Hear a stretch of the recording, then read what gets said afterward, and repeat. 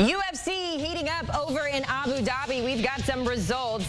Ilia Topuria defeats Max Holloway to retain his featherweight title as he gets things rolling. A really good result, a good future ahead of him as well. So let's go ahead and bring in our combat expert, Brian Campbell, to react to all of the action from UFC 305. And of course, BC, we got to start with that result there. Ilia Topuria, a third-round knockout of Max Holloway to retain that featherweight title. What'd you like out of the fight today from him? I mean, what didn't I like? Look, when Topuria knocked out Alexander Volkanovski earlier this year to win the featherweight title, the storyline was that a star was born.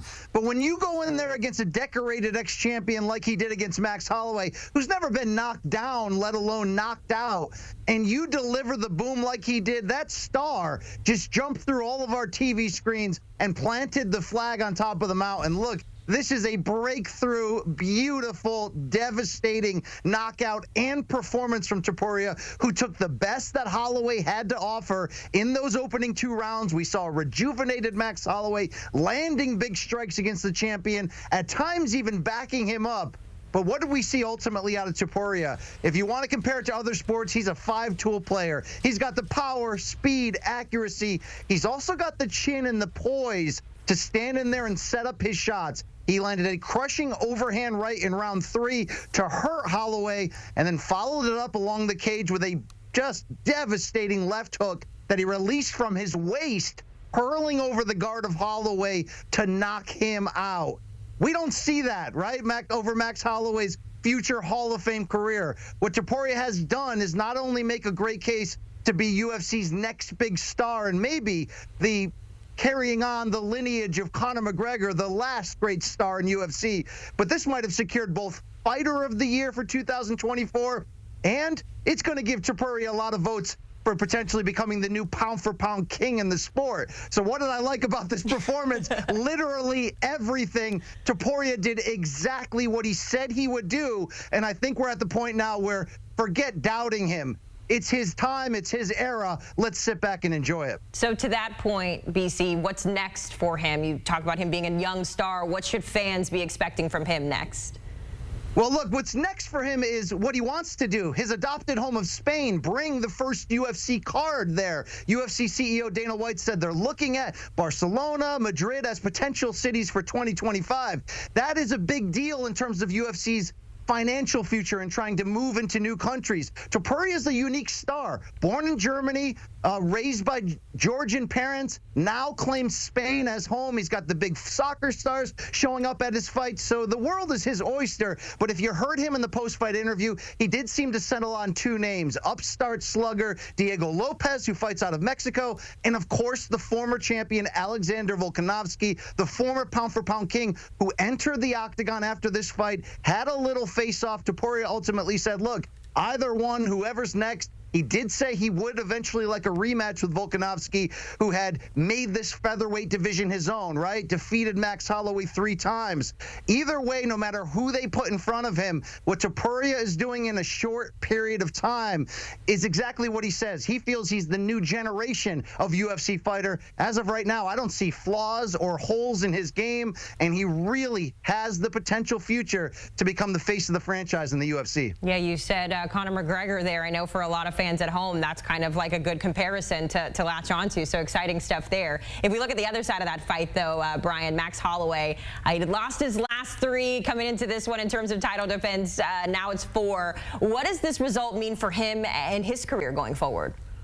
I mean, look, how many times have we wanted or tried to or thought we should count Max Holloway out? After each of those 3 losses to Alexander Volkanovski, especially that third one where he was beat up and bloodied, we thought that was it. Max has this incredible ability to rebuild himself. He's done it so many times after injuries or tough defeats. He's 32 years old, to be 33 in December. But after the fight, he said, look, I'll be back. You'll see me again. In fact, he teased the idea that he's going to work his way back up the rankings and eventually get a rematch with Topuria for the belt. We'll see what happens. Max is also the reigning and defending BMF champion, the celebratory all-action belt, and certainly, should he want to, he could move up to lightweight and contend for a title there. I don't think Max is going to go anywhere based on the performance. Yes, this many recent title losses might be a little bit alarming, as would the idea that he's never been dropped or knocked out by strikes, and we just saw that.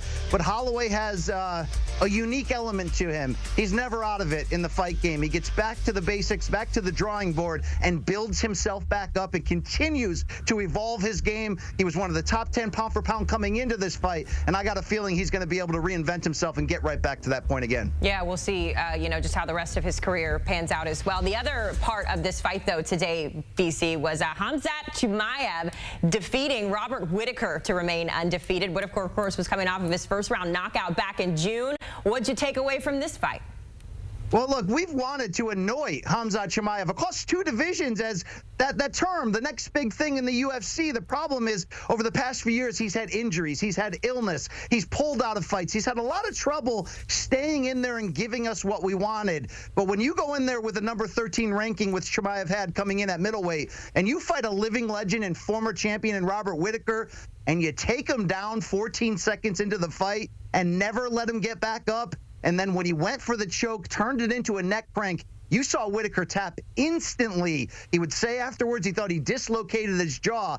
This was a monster performance from Chimaev. It's not normal that somebody would be ranked 13 coming in, and now we'd be talking about a potential title shot after a big win. But we've known for a long time about the hype of Chimaev. We needed to see him against a legit middleweight in the title picture to see if he's worthy. Here's the thing about this fight. He not only showed us that the hype was real all along, he might actually be better than the hype had told us, because he took Whittaker down and never let him breathe. This was an incredible performance. So like I said, Chimaev's had a lot of reasons for you to doubt him of late. Doubt him no more. Yeah, with a result like that, there's not a lot of room left for doubt there. Before we let you go, BC, got to ask you about another fighter, and bear with me, I'm going to try to get through this pronunciation here. Magomed Ankalaev. I don't know if I nailed that one, but Ankalaev, close enough. Thank you. I told you I was going to have anxiety about pronouncing this one, but nonetheless, obviously trying to get back into those title fights as well. What do you make of his situation going on right now in UFC? Yeah, look, he had a big fight here against Alexander Rakic, but the bigger element of this was UFC ultimately telling him before this fight, you're going to need a fun, spectacular, exciting performance to be able to get that next shot at Alex Pereira's title at light heavyweight. Was it overly exciting? No, but it was hard fought, and Ankalaev didn't even shoot for a takedown. He struck the whole time. He walked back Rakic, landed the better shots. It was pretty good. No takedown attempt. Did you know that Do I think it's enough, though, ultimately, to get the title shot? I think it will, mostly because the great Poatan has already cleaned out this division in basically record time. You can make the argument with Ankalaev's wrestling ability that he's still the toughest style matchup available for Pereira. I expect him to get back into the title picture. Remember, he fought for a vacant belt against Jan Blachowicz, settled for a very boring split draw a few years back, drew the ire of Dana White. Was this performance enough? I'll say at the very least, Ankalaev pushed forward the whole time. That's what the UFC wanted out of him. Brian Campbell helping us break down UFC 308. BC, for your pronunciation and your knowledge of the sport. Thanks for helping your girl out here on HQ. Taking a look ahead to UFC 309. That one we are super excited about. The long-awaited fight between heavyweight champ John Bones Jones and former title holder Stipe Miocic. That fight will take place November 16th at Madison Square Garden in New York.